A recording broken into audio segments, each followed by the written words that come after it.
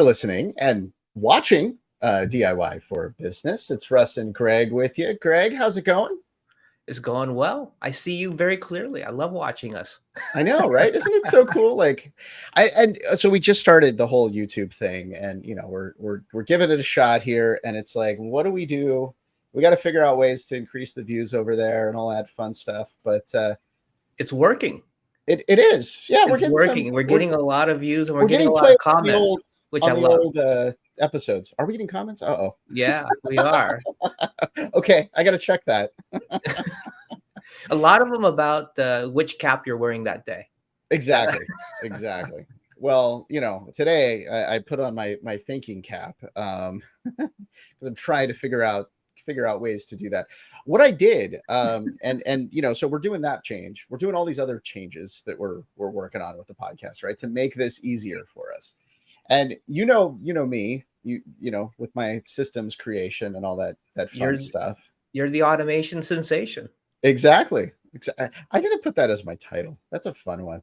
But automating as much as I can for this whole process, right? I've got it so once we're done with the episode, it pushes up to YouTube, it pushes up to and does all these different things, and I've got a little database set up and this custom application. I put way too much work into this, but it's fun for me, which is crazy, I know. But in putting all of that in, then I thought, well, shoot, we got to get all the information in there too. Right. Because we got a lot of data from how many years of podcasting now. We're at like 90 some odd episodes here, but then we've got for the daily show that I did, I've got like 400 and something episodes. For the Learning More, it's like 60 or 70 for the pickleball podcast. The third shot. We're up to 40 episodes on the pickleball podcast. We have I don't know, way too many episodes, but I was able to pull in the RSS feeds and parse all that out, get it into the database, so you can relax. You don't have to do any data entry here. But as I was doing that and putting all this stuff in, thank goodness, Russ. Yeah, I know, right? I realized where databases and systems fall down so much. Okay, yes, in the programming, there's problems. Sometimes there's, whatever scripts that go awry or something that wasn't set up correctly. But where it falls down so often is the data entry.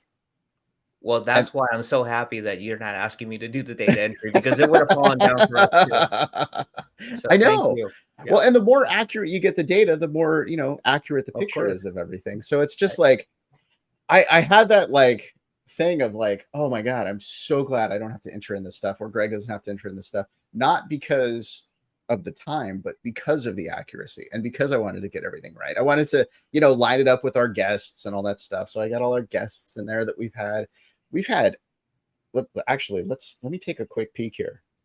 Let's see what the guest database is. Now, this isn't just this show, 415 different contacts of guests on one of the podcast shows that we've done.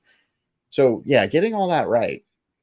I really wanted to line that up so we don't screw it up and send, some business person that we talked to the pickleball podcast or the other way around. Yeah, that'd be embarrassing and unprofessional, and that's not us. We're embarrassing, but we're not. Yeah, exactly. Well, except maybe during this opening segment, we're generally not that professional. But come on, I've got a hat on. And then the pickleball podcast, we get a little loose because we do shots during the pickleball podcast. It's funny. So it was called the third. It's called the third shot. And so we always have shots before each one of the segments. There's 3 segments. And getting ready for tonight's show, I was like, oh, I got to get a shot ready. I did the same thing, Russ. I did the same thing. All right. Maybe we need to incorporate it in the DIY show. I think we do somehow. There should be something where somehow we take a shot for whatever reason. Why not? We'll have to get that going. Okay. All right. So my whole thing, the systems automation, making things better, through data. Well, that turns out to be, I think, a nice topic today. Don't you think? I think so. All right. Well, let's bring on our guest, Michelle Nedelec. I said it fast, so I said it right. Perfect. Perfect. So thank you for joining us. Fun to say your name, Michelle Nedelec.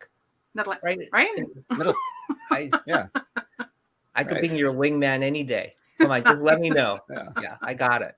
Nice. Love it it. feels like though, like over on the pickleball podcast. So I've just started to play pickleball, but yet I'm on a pickleball podcast because Greg pulled me over there, and so I'm the beginner on the show. Well, And I'm glad you didn't mess up your data, because had I ended up on that show, I would have had no clue what I was doing. Because the right, last time I had a yeah. pickleball was when I was pregnant. So that was like 30 years ago. I have no clue. But yeah, But you we know, would have it's made that work. We would that would somehow, have been a very yeah. good episode. But I do like the fact that I get to add shots to my list of why you get dirty data. Like, There is that. it's from Exactly. dirty margaritas. Right. Yeah. Right. More margaritas, more problems. I'm a dirty martini guy myself, There but you go. it's still dirty data. Yeah. Yeah. So Michelle, thank you for joining us. I'll let you kind of introduce yourself and tell everyone listening what you do. Absolutely. So I am a self-made business strategist, in that I started my first companies when I was 23. I started with 3 of them. Don't ever do that. And I started them in Nunavut in the Northwest Territories. Don't ever do that. Find populated areas to start companies. And since then, learned a ton about business. In 2003, started Awareness Strategies. Fun little story there. But yeah, being able to help business owners to figure out who they are and what they want to be when they grow up, it's a blast. And helping them how to scale their businesses and get them growing at least over 1 million, hopefully 10 million. That's kind of our sweet spot. But we have worked with companies up to 25 million. Nice. So yeah, fun. That's very impressive. cool. That Yeah. is. That is. So, go ahead, Greg. Well, you heard Russ, right? He was talking about how to set up his systems and automate, and that's one of your sweet spots as well. Tell our audience a little bit about how you go in and you're consulting and helping some of your clients with the automation side of what they need. Yeah, absolutely. So most often our clients have got to the point where they have what we call Frankenware. And we can recognize Frank, because I used to have a love-hate relationship with him myself. It's usually where somebody has, a little bit of this and a little bit of that going on. They're trying to piece it all together, breathe some life into it, and make it work.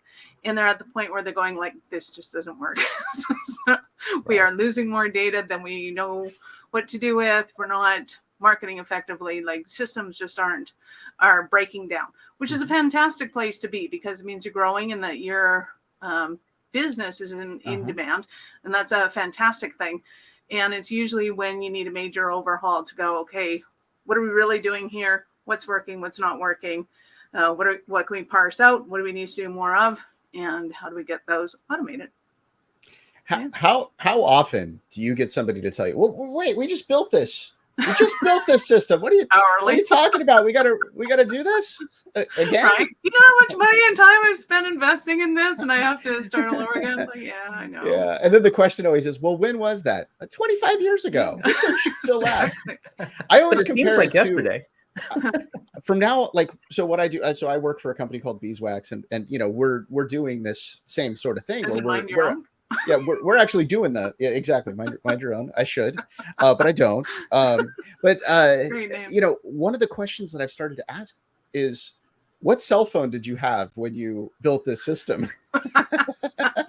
Like, did it go like this, or did you have to carry it like like a brick, or what was it? Because think about how many times people change their cell phone out. Well, you also have to upgrade, change your systems, and that might mean just an incomplete like reinvestment. How do you get people over that like obstacle of actually allowing you to get in there and tell them to make those changes and make it happen?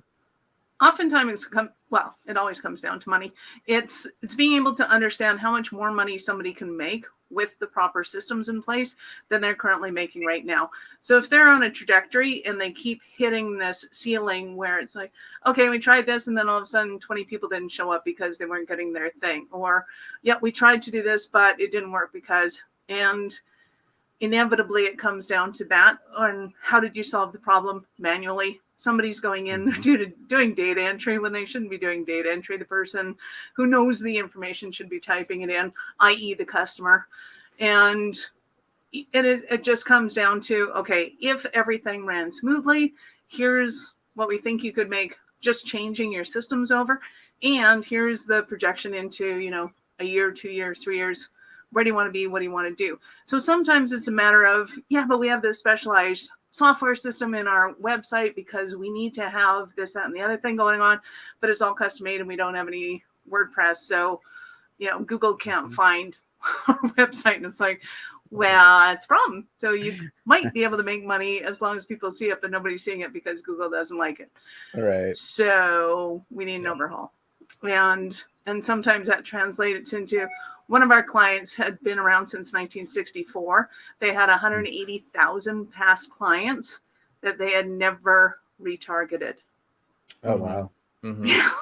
It's like right off the bat, you're going, yeah, you got some money we can tap into there. Probably 60% of them they didn't have an email for. Right. Oh, they had emails. They had a lot of emails. So they had all the contact phone numbers back in the day when they had phone numbers. Yeah. So they had all the contact data, but no contact process. Because it wasn't in that. It wasn't in that data system. It wasn't in the marketing data system. It was in their past client data system. Wow. So do you ever have clients that are just resistant to the process of switching over to something that's better for them, even though nobody's resistant to right? I mean, they can see down the road it's going to be wonderful, and you paint the best picture for them what it's going to do like a year from now, 2 years from now, but they like, oh, this sounds like, oh, it's just going to be torturous, or we don't have the people to handle this. What do you deal with that? How do you deal with that? No, it's not so much that they don't have the people to deal with it. Usually it's they don't want to fire Mary because Mary's been around for 30 years and we all love her. And I'm like, we don't have to get rid of Mary. This is not about replacing Mary. It's about getting people to do the things that are fun and creative and spontaneous and messy, and getting computers to do the things that are monotonous, tedious, boring, and need and require perfection. So it's just reallocating the resources that somebody has and putting them in the right place. So it's making sure it's not about replacing people's job. It's about giving them the job that they want and that they like coming to, that they're good at and they have fun with, not one that they're getting in crap for every day because something went wrong. Yeah, well, and that's the thing too. It's like, do interesting things, right? Like that's what they can do instead of doing, these tedious things that are just going to bore them. Like I did this little consulting gig where it was a company. They had people that were just exporting reports. Like that was their day. They're creating reports. So somebody would fill out a request in the database of what report they would want. And then this person would go create the report, attach it to that, and then send it back. And that was their day. And instead, we replaced that with, well, when you fill out the form, that's just a reports wizard that creates the report and you get it like that. And now this person, instead of, trying to find a new role, like they're able to do something that was way more interesting for them. And that was like, we were basically, we automated that in like a week, it wasn't a huge process, but they just didn't see it. And I think it was a lot what you're saying is they wanted to hang on to that person. Well, yeah, and it's easy enough. We just go and interview that person and go, so what do you like to do? Like when you're not at work, what do you like to do? Do you like talking to people? Do you like making pictures? Do you like making videos? Like, what do you like to do and what's fun for you?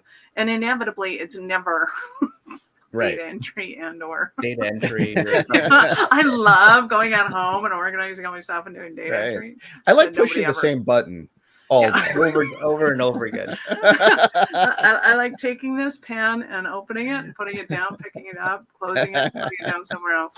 No, nobody. Well, it's kind of like the AI conversation right now, right? It's like, okay, is AI replacing people or is it enhancing what they do in their roles? And I think where you're coming from is it's the enhancing answer. Right. Well, it gets rid of the monotonous research and it allows you to then use creativity. So when AI, when I have a love-hate relationship with it, so I'm blocking out the name. But when it first came out and everybody announced it was like, poof, everybody needed to get in there and do their thing, which is great. And I said, okay, the reports that it's giving back aren't what you want to be putting out to the world. You want to take it, use it as basis, and then go, okay. It's kind of like if somebody wrote your book for you, a ghostwriter goes and writes your book, they give it to you, and then you get to go over it and go, okay, how do I make it more splashy? How do I make it more me? How do I just add a little bit of meanness into whatever this is? And obviously that wasn't going to work for, computer programming side of things, but on the literary side of things, like so many people from copywriting, reports, blogs, you name it, you can take it and make it your own. And I think that's the part is people have never liked doing research. Like some people are good at it and some people find interesting things, but nobody ever really liked it. So if you can get it and have something and then you have somewhere to work from, then it's like, oh, okay, I can fact check the data and then go and make it my own. And that's the more interesting part. So they get to basically get over the boring stuff and then move into the more creative and fun side of things. And I think as long as people use it that way, we'll have more of a love relationship with it than a love-hate. Yeah. And I think I use it exactly for that, the whole research part of it, because it makes, okay, well, now I can actually just start writing instead of like, right? Nobody likes staring at a blank page and going, exactly. All right. So Michelle, I got to ask you, you said it's a love-hate relationship and, we're equal opportunity here. So what's the hate side? Well, one, I get lost in it, which is that there's that. And two, it's kind of, well, when I get comments like, can I copyright my report? And it's like, no, you can't copyright your report that you get from ChatGPT. You just took everybody else's information off the internet and scraped it. No, that's not original content. That's not yours. Right. No, so I guess it's not a direct hate of ChatGPT so much as it is the misunderstandings that people have around it. Yeah. Well, and also I think the lazy. I don't like the lazy, like so lazy. just taking like, when you take content and you're just pushing it, like pushing a button and having it created, and then you're just pushing a button to put it on your site. Right? Like how interesting would this podcast be if we had 3 AIs talking to each other? Like there's nothing there. That becomes no different than, clicking on the pen and moving it exactly on this file. Yeah. It's the same conversation. Yeah. Right. Yeah. And I think as human beings, I think it becomes a mindset conversation that we need to have more than anything of, is it really about the content that we're pushing out, or is it creating connections with people? Because all of us have been on LinkedIn and or Facebook or whatever, and we get the automatic messages. And it's like, oh, just stop. I know it might work sometimes, but have a little fun with that. Like, it doesn't have to be about the numbers all the time. I mean, I get it. Coca-Cola and all those guys have to be about the numbers, but the rest of us don't. So, ease up, lay off, and start having a little fun in your job, and you'll be more effective at it too. That's the irony of it is you can go and spam, 1,000 people a day, or you can talk to 3 and have a little fun with it and hone your skills and say, hey, okay, if I talk to 6 people today, how can I, make somebody's day better? How can I make somebody laugh? How can I, get somebody's attention by saying something they weren't expecting or whatever? And then we end up having better connections and better communication with people rather than spamming them. Yeah. Right. And, like there's communication in bulk, right? And then there's these little micro moment communications of like, okay, I can actually be real with this person, right? And that's one of the other things, like kind of getting back to what you were saying earlier about the company that, whatever had 180,000 records and they're not actually contacting those folks. When you do, you can actually be a little more intelligent with that because, well, you've got this history with them and now you can be more personable and more, like, okay, well, I can acknowledge that this person has a history with us. Oh, back in, whatever, 95, you bought this from us. And in 99, you did this with us. Like if you can mention those moments and actually have those types of conversations, and guess what? Well, you kind of can, because the information, when it's smart, it's coming to you. And now you can have those conversations. And it's like, I feel like people still, though, take the lazy route where I see so many times I'll talk to somebody and they're like, oh, well, salesperson, whatever. What'd you do today? I sent out 100 emails. Well, great. 99 of those went to spam. One of those might produce something. What did you really do today? Aside from make yourself feel better. And I've seen that over and over throughout, the history of my career of well, people and I think that too comes down to a lot of the entrepreneur, the founder's mentality. and that emotion that they bring into their sales team. Like, is it all about the numbers? Are they just crunching it? We have to hit our quotas this month. Are you having that kind of boiler room conversation, or are you having a conversation about connecting with people and finding common interests with them?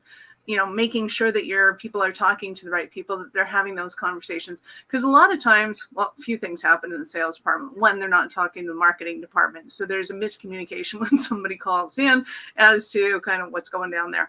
If it's big enough, if it's small enough that the sales department is doing the marketing, which can also happen, it's usually because the owner has got to a certain level of success, and then they hire a salesperson. They go, here, go take this role.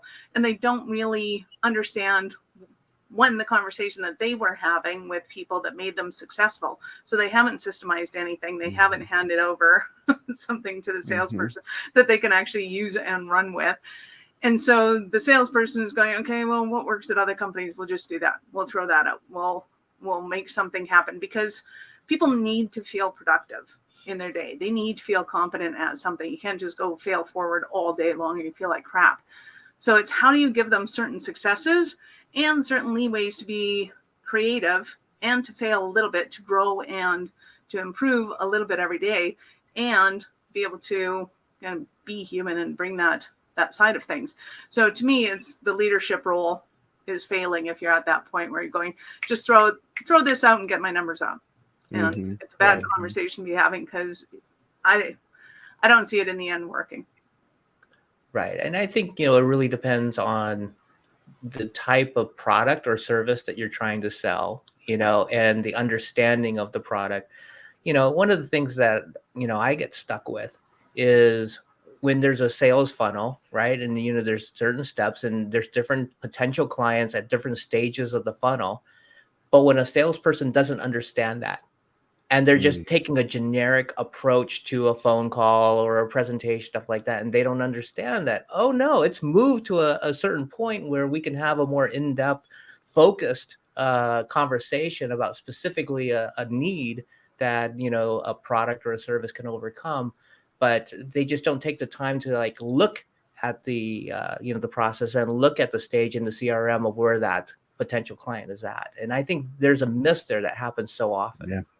Well, and I think too, everybody's trying to systemize things and automate things, and they're not realizing that when it comes to the sales side of things, that people really do appreciate kind of the creative conversation that happens when the client gets to talk more. And it may be that you are so niche down that you're just talking to dentists and selling them, the screw for a false tooth. And it's like, okay, this could be a really monotonous conversation. But really, if you add a little bit of personality to it and you bring a little bit of life to it, then the dentist starts talking about you during their appointments with their people that they're putting these screws into.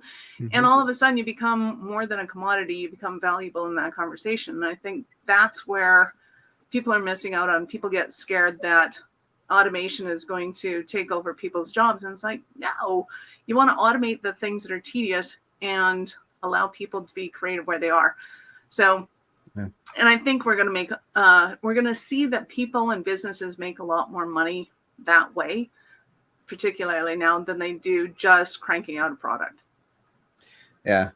I'll say this is now kind of going back to this chat GPT thing and whatnot.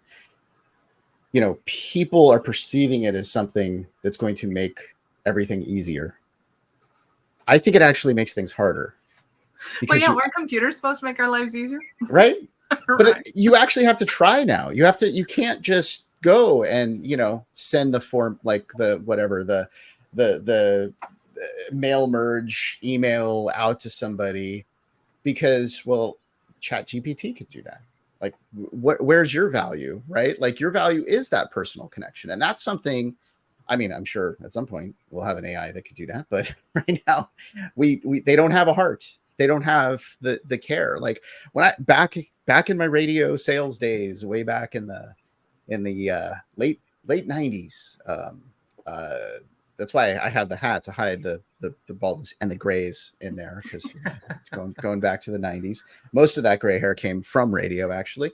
But doing the sales, I didn't go in and with a PowerPoint presentation and like go through every slide and do whatever or the flip book thing that some of the salespeople had. I chatted with the person. I listened to them. I checked with their goals. We ended up talking about, whatever else.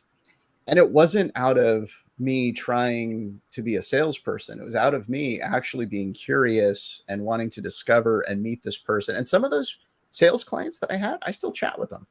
Like, we still have conversation. And it's been, wow, it's a long time, 25 years. We do need shots on this show. We do. We just had PTSD kicking. Yeah. Oh no. Yeah, so we can't replace the heart. And so I think this stuff actually makes it more difficult, because we've got to be more genuine.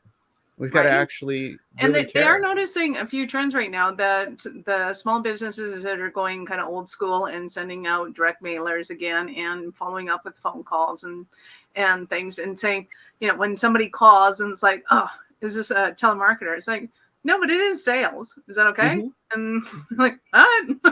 Yeah. And all of a sudden you can have a conversation with the person on the phone again. Mm-hmm. And it's pattern interrupt that people are welcoming and are happy to hear. We've all had the experience of dealing with a huge company that has no contact us form, and so you have to go through their FAQs and you're bored out of your mind. They take automation to a whole new brutal level. And then we've all had the experiences where you get stuck on, telephone hell, going, press 1 for this. Did you say 2? No. 8? No. Right? Like there's a time when you can get away with that. You just don't want to. Small businesses in particular, and to me, small business is anything under kind of 100 million. So there's a lot of room for a lot of businesses to have a lot of human interaction again. I just don't understand. I just don't understand businesses that have phone trees, and then when you get to the end of the phone tree, it says, "We can't take your call right now. Go to our website." Like, what? Are you kidding me? Oh, I just punched 42 digits to get to we can't take my call. Come on. It just drives me absolutely nuts.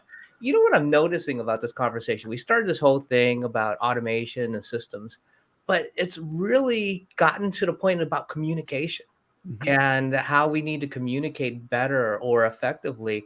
And I'm just curious, is that something that you work with your clients on? Is it not just the system side, but it's the communication side? And how do we speak to them? And why do we, try to get them in certain conversations? Yes. And it's interesting because of the whole, let's just call it the past 3 years. The communication has kind of had an interesting turn in businesses. I think it's more important than ever. So what we work on is your ideal client's ideal journey when it comes to the digital marketing aspect of things, and being able to understand that not every client is going to go through that. And how do you build that out? Do you need to have every step in place before you open it up to the public, or can you kind of have it in phases so that your team is working towards this and they understand why we're not doing this anymore and why we're doing more of that? And how do we make it as easy as possible for the clients that love us and want to spend money with us to be able to spend money with us? Because a lot of times you're not phoning a telco company to go, I want to quit, right? You know how to quit. You want to stay with them. You just want a little bit of satisfaction to go along with that. So how do we have those conversations so that we're not treating our clients like crap, not making them feel like we don't care? How do we allow a different conversation to happen just as quickly, just as easily, and let them know that we do care about them and we do want to be able to facilitate whatever that transaction is? How do we do that easier, faster for everyone?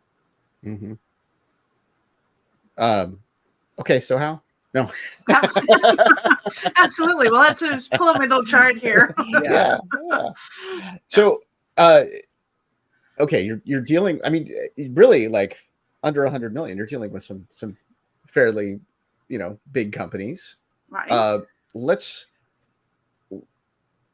talk about, like, I'm not even sure how to throw in this question, but it's really, I guess, you can't pull out the charts, but you're dealing with somewhat of a formula or recipe here. Like, to some extent you are. And I think yeah. it's also important to understand that to some degree in your industry, people have a certain expectation of what's going to happen next. And sometimes it's as easy as, if you have a training company or you have some online content that people want to get at, or you just have a billing system that people want to access, you know, or they know when they go to the website, on the top right-hand side, it's going to say sign in, sign up, log in here, right? And when your login button isn't on the top right-hand corner, you're making it difficult for your clientele. It's as simple as that sometimes, but there's so many of those that we don't necessarily, we're not keeping track of it. So what works for a coach that sells, you know, $2,000 courses in training, does the same concept apply to somebody that manufactures oil and gas drums? You're like, well, not really. Well, yeah, actually, really, because that person is used to going online and going to Amazon and buying the stuff they want. Like, that we all have these certain expectations when we're going to a website, when we're getting information, when we're signing a contract online. Like, there's only so many functions a business can do online that is startling at this point. And you want to make sure that those systems are in place and that the data is going to the right place.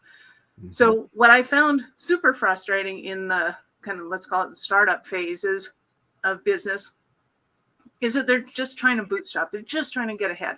So they're just using kind of whatever software they can to do the job with as least amount of frustration on their end as possible to get the thing done. But what they don't realize is that when somebody signs up, and maybe this has changed, but it wasn't a while ago, somebody signs up for, say, Eventbrite for an event.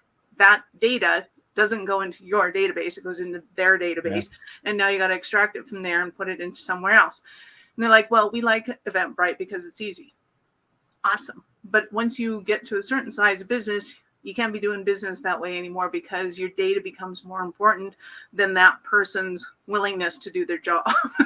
It's like, right. I get it. You got to learn this software and where these things are. But in the end, it's going to make your life easier, because you don't have to do the data entry and transfers anymore. You can just go to the event and have fun and make sure that, you know, everybody's got their ticket or whatever. And it's being able to, there was a point I was trying to make, and all of a sudden my brain went out. The automation side of things. We were just kidding about the shots. Like, you didn't actually have to take a shot. Sorry, there's no Baileys in the coffee. Well, maybe that's the problem. If you had the Baileys in there, we'd be all good right now. Actually, you made me think of something, because when you're dealing with a startup, you know, there are certain budgets and stuff like that. Are you helping them build a process that's maybe a 2-year run process, or to get a certain milestones, and then with the plan that you're going to go to, you know, more sophisticated softwares, more sophisticated processes after that? No, I cried when I dealt with startups. Oh, okay.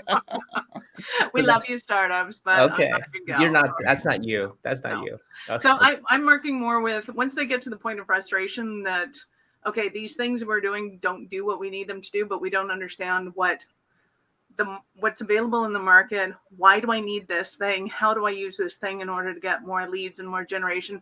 How do I have a concise conversation between marketing, sales, fulfillment, and being able to break it down that way? And usually what I do is go, okay, there's really only 3 elements to a business.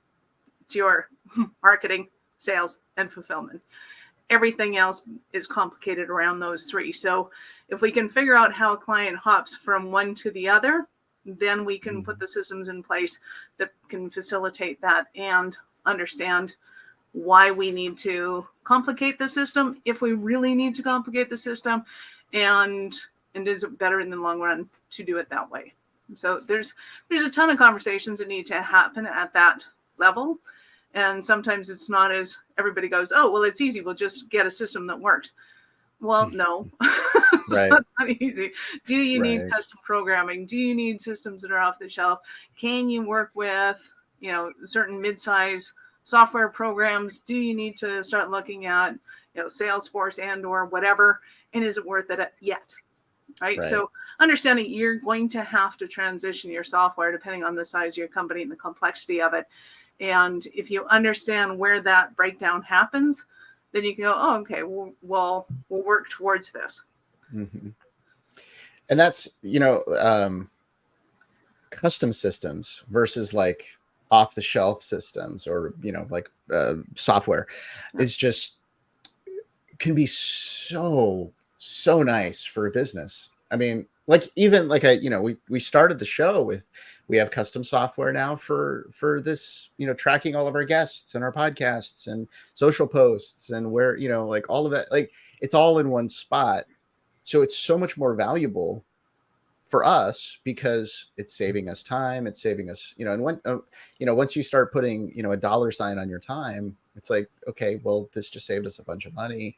I would guess it's hard to justify that though. And it's hard to prove that, but maybe yes, so maybe helpful. no. So it depends who's going to maintain the software. How easy is it for them? Is it in their price range to be doing things like that? Because a lot of CEOs go, oh, I'll just do it. But then they don't realize that's not your job at that level. Yeah. It's, There's a cost. There's a cost to that. Exactly.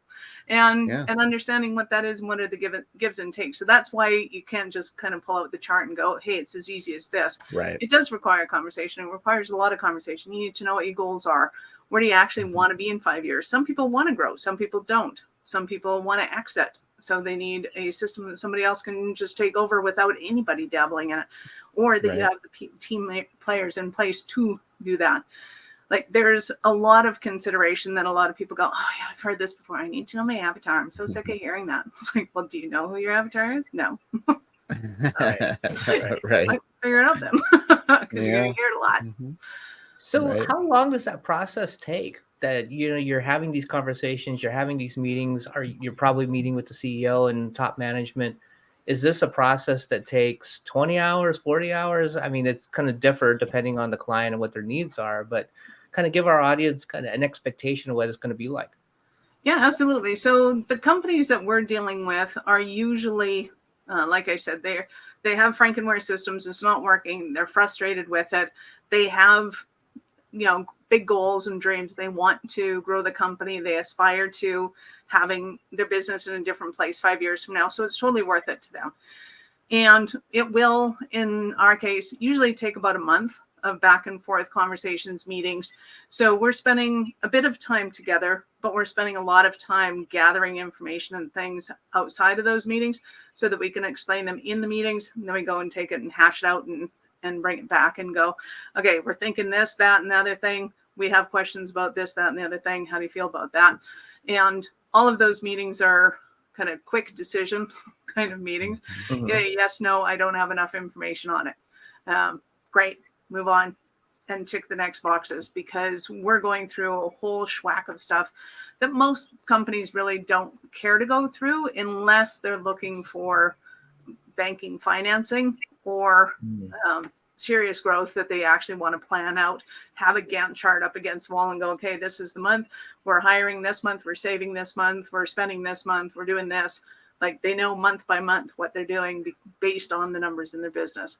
So it's a very different way of looking at business for the most part. All right. I've got a silly question. Yeah.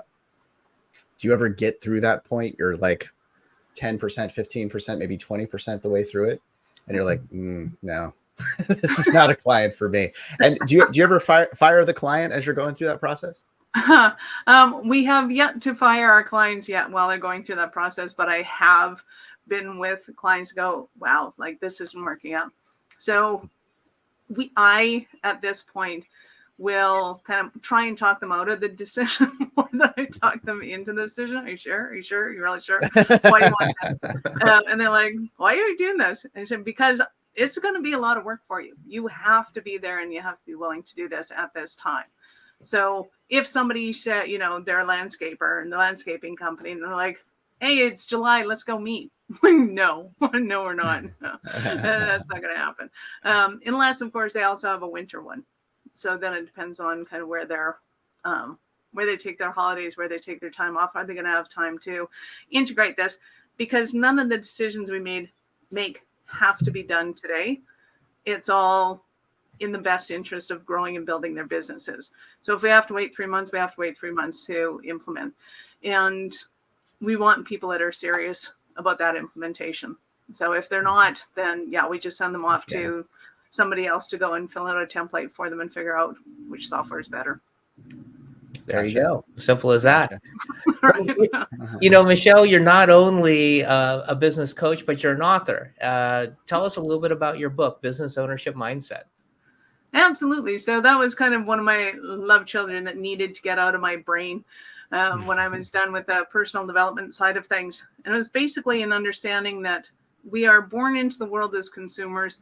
We decide we need money and we go in usually into an employee role of making money. Then from there, we'll get promoted into management. From there, we decide, hey, I want to be in charge of my own hours. We go into sales. Obviously, it doesn't always happen in this exact pattern, and then at some point in time, we go, hey, I want to become an entrepreneur. And at some time, that entrepreneur goes, hey, I want to run a business.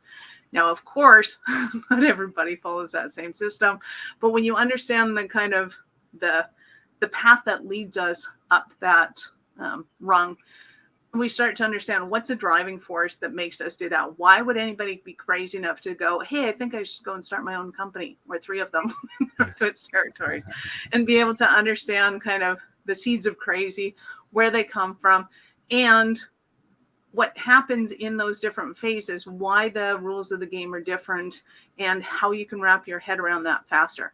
Because the problem a lot of people have when they go into entrepreneurship is that they think the rules of the game are the same as they were in corporate, and they're totally not. So a set of people that I used to work a lot with was people that would buy a franchise. So they'd work their way up in corporate, they get a buyout and go and open up a franchise and then go, hey, this isn't the same as being a C-suite executive. It's like, no, it's not. It's not at all.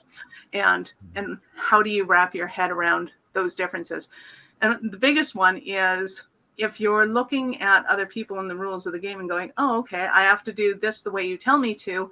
And as soon as I do it the way you tell me to, I get 100%, I get a gold star, I get to move up the rungs. In entrepreneurialness, that is the kiss of death. If you're waiting for other people to give you approval on what that idea is, you have to know why you have that idea and have the fortitude to go forth because you've decided that that's the thing to do. And that's the hardest thing for people to wrap their head around.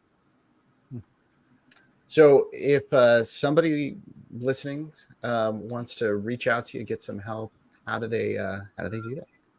Absolutely. The easiest, fastest is probably go to the website at awarenessstrategies.com. However, if you figure out how to spell my name, Michelle Nedelec, slow that video down really slow and find all those E's. I am any social media, I'll be Michelle Nedelec. I'm the one that speaks English. So there's 5 of us on the planet who don't speak English. I got to ask, what language do they speak? French. Oh, okay. Yeah, all right. In France, is that how you pronounce your last name in France? Nedelec. Okay. So they enunciate the E's a little bit more than I do. Huh. I feel smarter now. Exactly. There is a similar one in the Czech kind of region of the world, but they spell it a little different. So they'll be either IC at the end or IK or some variation thereof. Oh, so it ends in ick. Yuck, yeah. So it was. So fun fact: it was when the Normans invaded the world.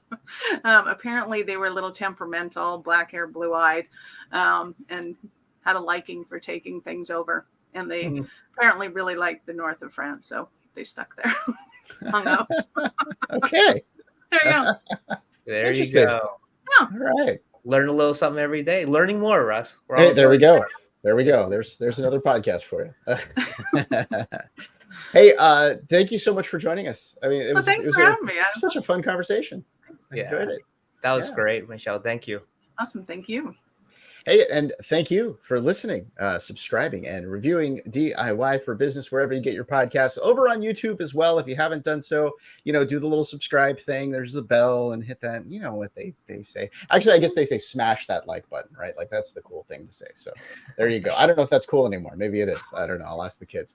But as always, all the information that we provide here is opinion based. If you want to get some real advice, hey, Michelle, you could reach out to Michelle, get some advice from her directly that will impact your business. Consult a professional for actual advice. There, we're just talking here. So, there you go. And thank you again for just being there with us on this as a part of your journey through entrepreneurship. And remember, with DIY for business, you are not alone.